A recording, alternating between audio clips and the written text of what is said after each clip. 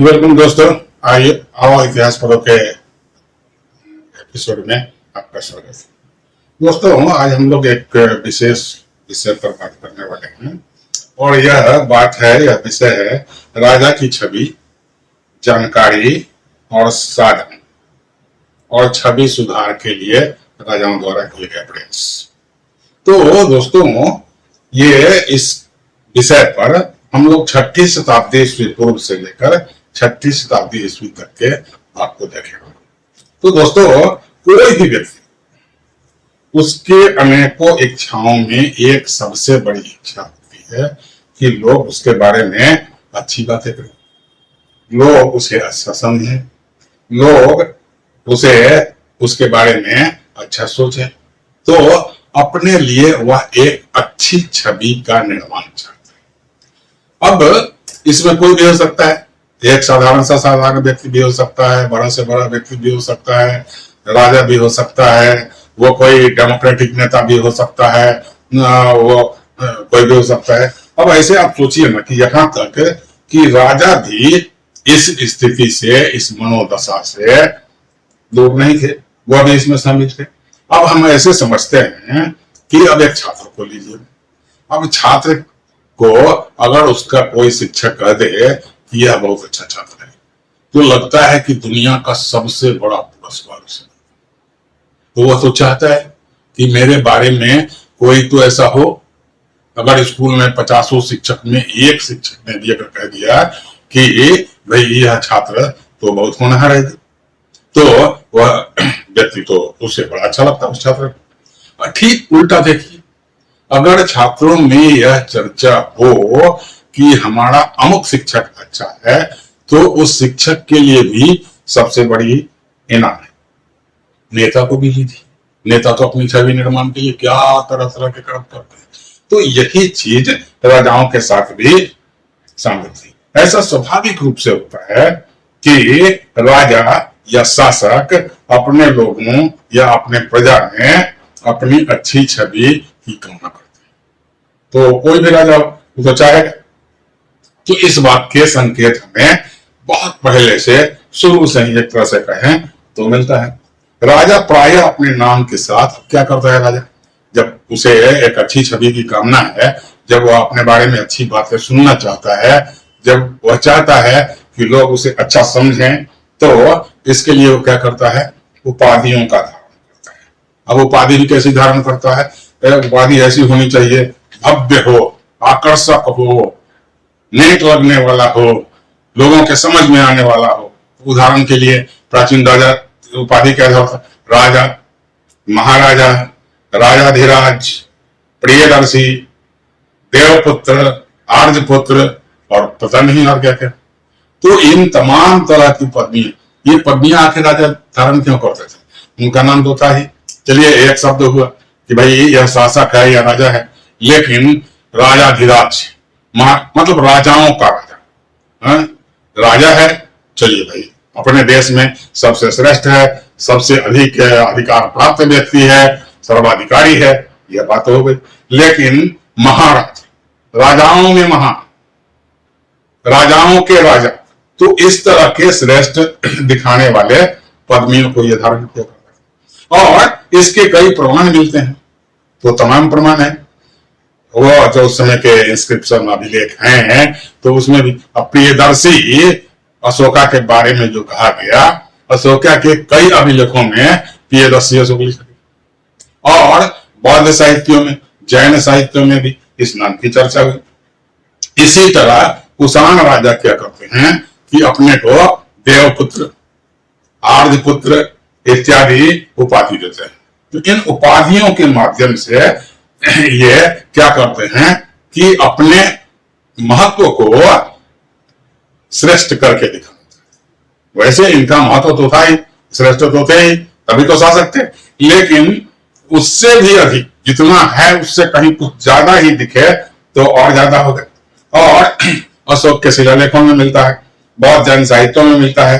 अब कुषाण कालीन सिक्के में भी मिलता है स्वर्ण मुद्रा। कुषाण काल के शासक के समय स्वर्ण मुद्राएं थी, तो उस पर राजा के भव्य तस्वीर अंकित किए जाते हैं। तो सिक्का भी सोना का चला जाता है। लोग यह समझ सके कि राजा राजा ही नहीं, यह तो धन कुबेर है, इसके पास सोने का भाव नहीं, और यह सिक्का हर हाथ हर आदमी तक कभी न कभी किसी न किसी रूप में पहुंचता है। तो लोग राजा की इस छवि को देखकर प्रभावित होंगे। राजा की भव्य छवि दर्शाई गई थी। अब गुप्तकालीन सिक्कों में भी ऐसा ही था। अब गुप्तकालीन भी जो स्वर्ण सिक्के थे उसमें क्या था कि भाई अश्वारोही गजारोही के चित्र के साथ ये सिक्के जारी किए गए थे, और इन सिक्कों के माध्यम से ये अपनी छवि को विशेष रूप से दिखाना चाहते हैं। समुद्रगुप्तकालीन प्रयागराज में प्रशस्ति पत्र था। अब प्रयागराज का प्रशस्ति पत्र उसमें कहा गया कि यह राजा सभी राजाओं सबसे नेक राजा है, सभी राजाओं में महान है, सबसे नेक है, और शत्रुओं का हंता करने वाला है। जो अभिमान करने वाले हैं उनके अभिमान को पैरों से रौंदने वाला है, गरीबों की सहायता करने वाला है। तो पूरे जो प्रयागराज का प्रशस्ति पत्र है समुद्रगुप्त के बारे में जब इतिहासकार उसकी समीक्षा करते हैं तो उसमें कई कंट्राडिक्टरी बात, विरोधाभासी बात। एक तरफ तो आप उसको सबका उद्धार करने वाला, सबको माफ करने वाला, नेक, दयालु, कृपालु कहते हैं, और दूसरी तरफ कहते हैं कि भाई यह शत्रुओं का हंता है, जो अभिमान करने वाले व्यक्ति हैं उनको अपने पैरों से कुचलने वाला है। तो कहने का मतलब कि राजा केवल अपनी छवि निर्माण के लिए अपने द्वारा नियुक्त विद्वानों, ब्राह्मणों या कलाकारों के माध्यम से लिखवा, और केवल लिखवाया ऐसा ही बात नहीं। इस तरह के प्रशस्ति पत्र ऐसे जगहों पर लगाए गए जहां काफी लोग आते हैं। प्रयागराज तो हमेशा से उसे दर्जा प्राप्त है, पर्यटकों की संख्या हमेशा से भव्य विशाल रूप में वहां आती रही है। तो वहां लोग तो जाएंगे, और ठीक है लोग जाते हैं और जाएंगे, उसको देखेंगे, उसको पढ़ेंगे, उसको समझेंगे, उसके बारे में सुनेंगे। क्या ऐसा था क्या, यह राजा इतना महान था क्या? ठीक है भाई, सभी लोग एक ही बार में नहीं जाए। बारी बार प्रयागराज में जो मेला लगता है महाकुंभ का, तो वो हर 12 साल के बाद लगता है। तो विभिन्न भागों के लोग आएंगे और बारी बारी से आएंगे, और जब ये लौटेंगे तो अपने परिवारों में भी इसकी चर्चा करेंगे। तो इस तरह से क्या होगा कि उनके छवि के बारे में, उनके महानता के बारे में, उनके गुणों के बारे में, उनकी शक्ति के बारे में तमाम चीजों की चर्चा करेंगे, और लोगों में एक स्पष्ट छवि बनेगी कि भाई ये राजा क्या है कि इतना महान है कि ऐसा काम करता है। अब क्या होता है कि ऐसा भी नहीं है कि यह केवल मौर्य और गुप्त काल में। तो अच्छा, गुप्त काल की एक बात में, गुप्त काल में जब गुप्त साम्राज्य की स्थापना हुई तो गुप्त साम्राज्य में कई राजकुमारों का नाम चंद्रगुप्त रखा गया। चंद्रगुप्त, चंद्रगुप्त द्वितीय, चंद्रगुप्त तृतीय, चंद्रगुप्त चतुर्थ। नहीं तो ऐसा क्या है चंद्रगुप्त में, ऐसा क्या है? ये सारे नाम, अच्छा एक ही वंश में पिता पुत्र का नाम, दोनों का नाम चंद्रगुप्त हो, केवल संख्या जोड़ दी जाए तो ये अभी तक मौर्य साम्राज्य का और चंद्रगुप्त मौर्य का रुतबा खत्म नहीं हुआ था।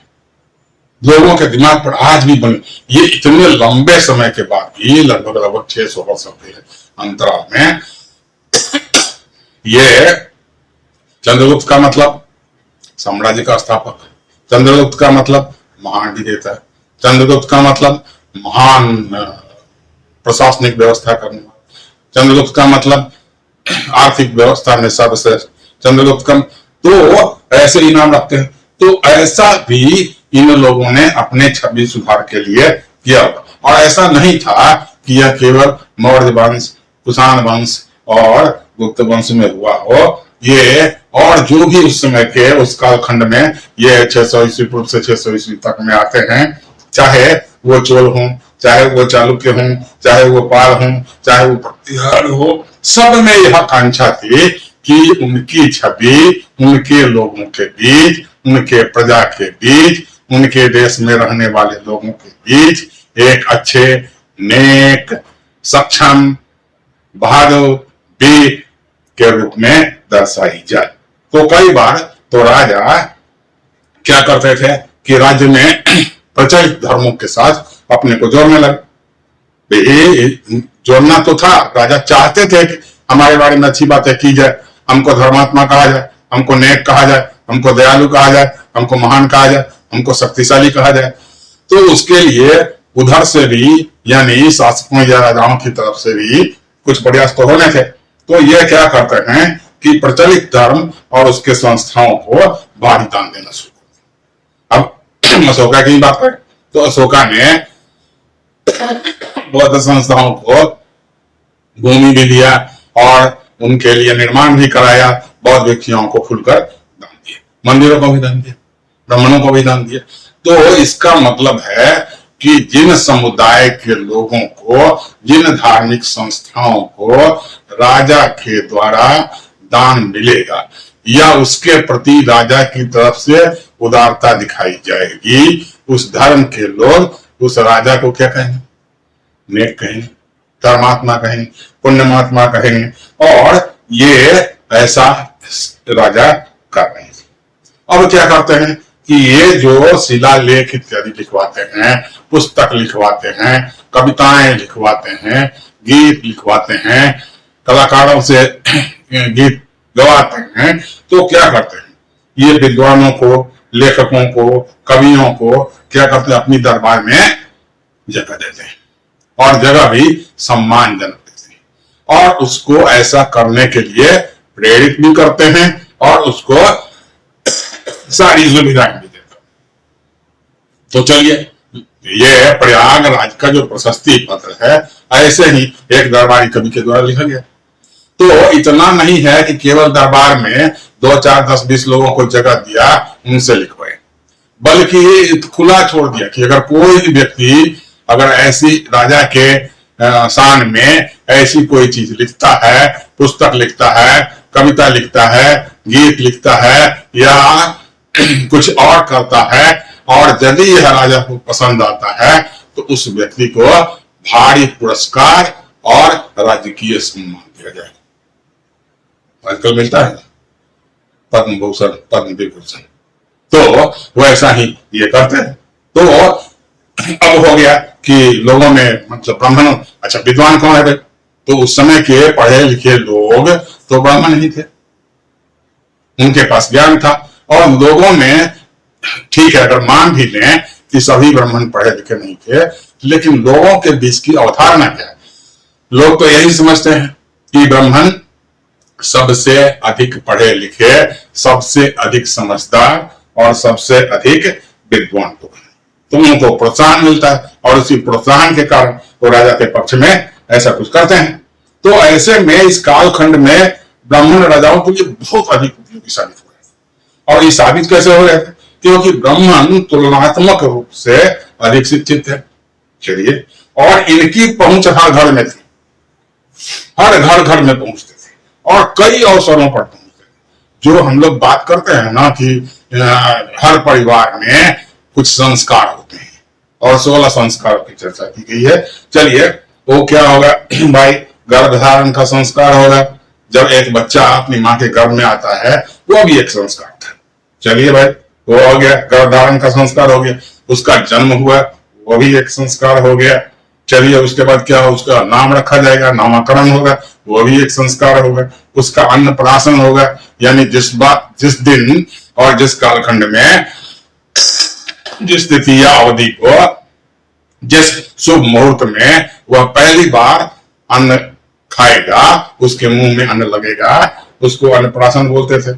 और क्या होगा कि विद्यारंभ का संस्कार होगा, जब वो पहली बार शिक्षा के लिए तत्पर होगा, स्कूल भेजा जाएगा या गुरुकुल में भेजा जाएगा, गुरु के पास भेजा जाएगा, तो विद्यारंभ, उपनयन होगा, विवाह होगा और मृत्यु। इन सभी अवसरों पर ब्राह्मणों का होना अनिवार्य था। तो वो ये ब्राह्मण जब वो होंगे और ये अनिवार्य था, ये ब्राह्मण जब वहां होंगे और ये अगर कहते हैं कि नहीं भाई ऐसे लाभ प्राप्त ब्राह्मण यदि यह कहता है कि अमुक राजा धर्मात्मा है, अमुक राजा पुण्यमात्मा है, अमुक राजा न्याय प्रिय है, अमुक राजा दयालु है, अमुक राजा दानी है, तो अन्य वर्ग के लोग भी इसे ब्रह्म वाक्य समझकर स्वीकार कर लेंगे। जो ब्राह्मण नहीं है वो भी कहे कि भाई अब तो इतना विद्वान ब्राह्मण, ये सारे ब्राह्मण सभी झूठ तो नहीं होंगे, तो ये उसको ब्रह्म वाक्य मानकर, मतलब अकाट्य सत्य मानकर उसे स्वीकार कर लेंगे। तो दोस्तों आइए अब एक अन्य विशिष्ट विषय पर हम ध्यान, और यह विशिष्ट विषय क्या है कि यह विषय है भूमिदान का। तो भूमिदान, इस काल में भूमिदान की प्रथा चली। तो भूमिदान की प्रथा चली तो इसमें दो तरह के लोग थे। अब दो तरह के लोग कौन थे भाई? एक तो भूमि दान देने वाला, और दूसरा दान में भूमि स्वीकार करने वाला। तो दान देने वाला कौन था? ये राजा या राजवंश के लोग थे, या अति संभ्रांत लोग थे, समझे। और ये सारे राजा हो गए, राजा के वंश के लोग हो गए, अति संभ्रांत लोग हो गए, और ये सारे पुरुष थे। महिलाएं तो विवाद स्वरूप ही हैं। अब विवाद अपवाद स्वरूप जो महिलाएं थी, ये गुप्त काल की, ये प्रभावती गुप्त का नाम दर्ज है। प्रभावती गुप्त को रानी होने के नाते भूमि पर, ऐसे उस समय स्त्रियों को भूमि जैसे संसाधन पर उसका स्वामिनी, उनका अधिकारी नहीं माना जाता था, लेकिन प्रभावती गुप्त को यह दर्जा प्राप्त था। तो यही लोग दान देते थे। स्वाभाविक है ना कि दान कौन देगा? जिसके पास होगा वही तो देगा ना। जिसके पास भूमि होगा वही तो देगा। जिसके पास भूमि है ही तो भूमि किसके पास हो? राजा के पास हो, राजा के वंशजों के पास हो। तो अति संभ्रांत लोग जो होंगे, जमींदार, वो क्या क्या होते थे, तो उनके पास होगी। सामंत जो होंगे गुप्त काल के, तो सामंत शाही थी, तो उनके पास होगी। तो यही लोग तो दान करेंगे। और दान देने लेने वाले कौन थे? तो दान लेने वाले में धार्मिक संस्थाएं थी, या फिर ब्राह्मण थे, या बौद्ध भिक्षु थे। तो ये लोग दान प्राप्त करते थे, और उधर राजा, राजवंश के लोग, संभ्रांत परिवार के लोग, और कुछ अग्रणी प्रभाव गुप्त की तरह महिलाएं। ऐसे महिलाओं में यह ज्यादा प्रचलित नहीं था। ज्यादा क्या, केवल एक ही नाम प्रभावती गुप्त का सामने में आता है। और क्या होगा कि यह दान दी गई भूमि का सारा लाभ दान प्राप्त करने वाले के पक्ष में जाता था। एक बार भूमि दान हो गई, उसमें अगर जो भी खेती करेगा, तो उस पर कोई निर्माण करे, तो उससे कोई व्यापार करे, तो उस पर बाग बगीचा लगाए, तो अगर कुछ न करे, उसमें घास उगता है और उस घास का भी कोई मूल्य होता है, तो वह लाभ भी वह दान प्राप्त करने वाले को जाएगा। अब आगे और क्या था कि इस भूमि पर किसी प्रकार का राजस्व कर नहीं लगेगा। एक बार राजा ने दान कर दिया, तो एक बार जब राजा ने यह दान कर दिया, तो उस पर अब वो टैक्स नहीं लगेगा, उस पर कर नहीं लगेगी। वह पूरा क्या हो गया कि वो टैक्स फ्री हो गया। अब कहता है कि दान दी गई भूमि को दान देने वाला या उसके वंशज कभी वापस नहीं ले पाएंगे। यानी यह दान टेम्पोररी नहीं है कि पिता ने दान कर दिया, पुत्र ने या उसके पोता ने कहा तुम हमारी जमीन पर क्यों हो, नहीं, ऐसा कैसे संभव होगा? वो तो राजा के परिवार का है, या स्वयं राजा है, उसका पुत्र क्या होगा, राजा होगा, युवराज होगा।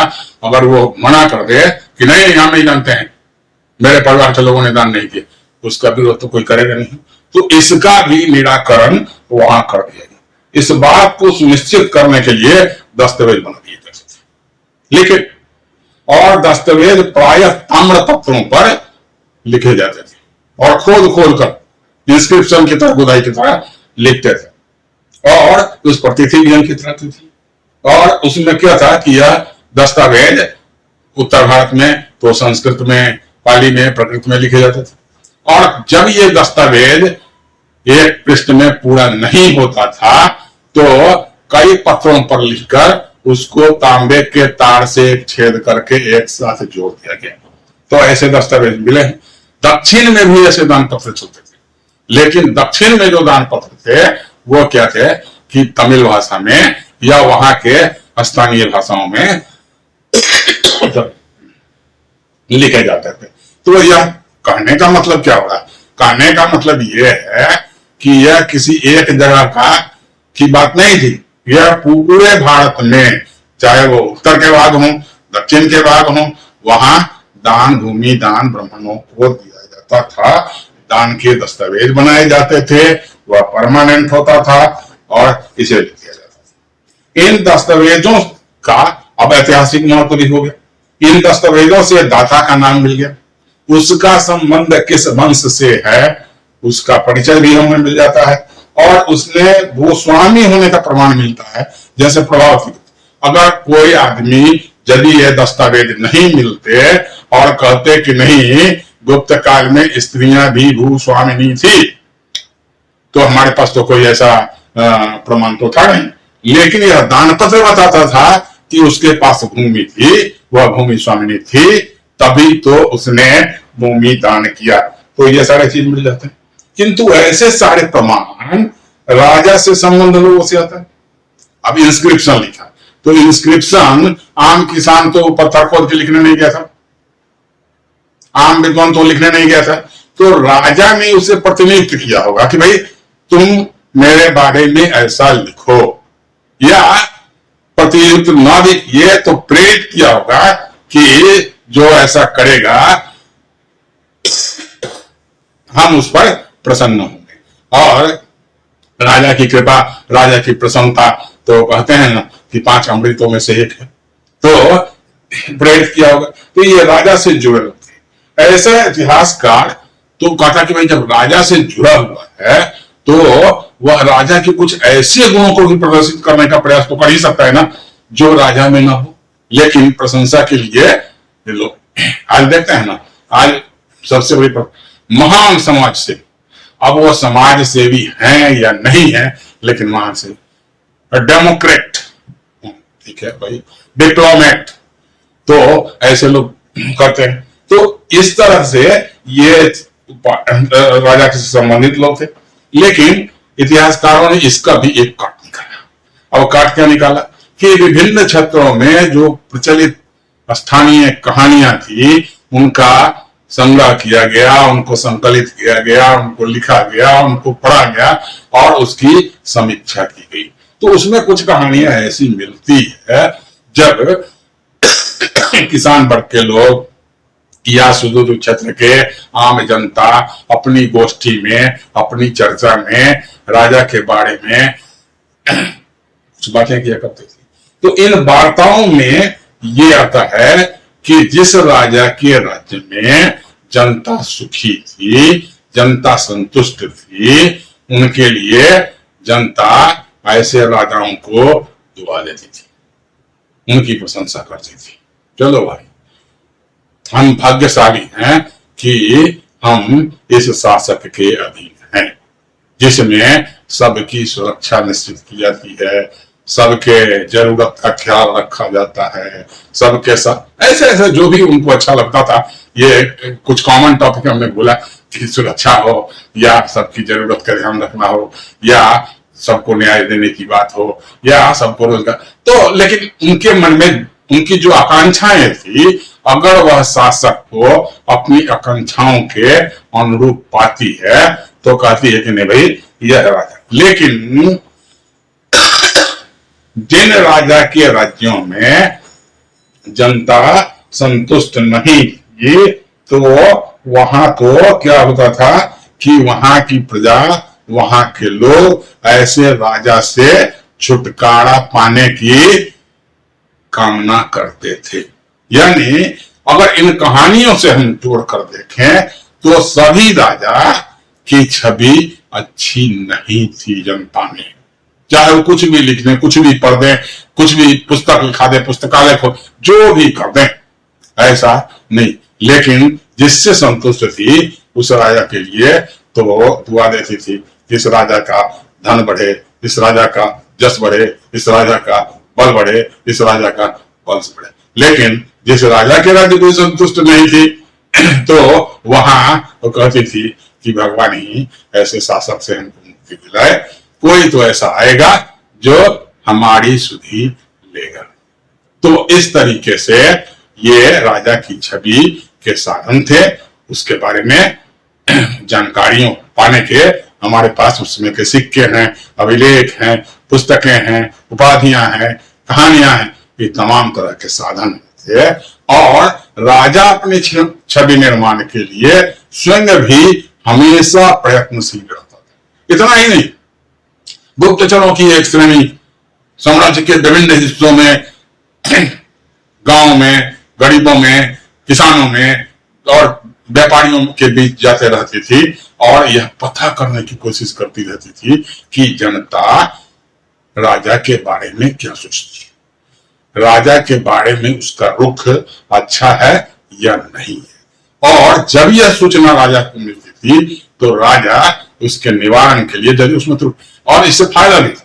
फायदा यह था कि राजा को अगर मालूम हो गया कि इन कारणों से लोग हमारे बारे में बहुत अच्छा नहीं सोच पाते हैं, नहीं बोल पाते हैं, तो राजा स्वयं में सुधार करने का प्रयास नहीं करता था। तो दोस्तों, आपसे पुनः एक बार निवेदन है, आप इस चैनल से जुड़े, वीडियो को पूरा देखें, लाइक करें, सब्सक्राइब करें और अपने तमाम संबंधियों को, अपने जानने वालों को, अपने दोस्तों को, अपने परिचितों को शेयर करें और इस चैनल का लाभ उठाएं। तो दोस्तों, आज के लिए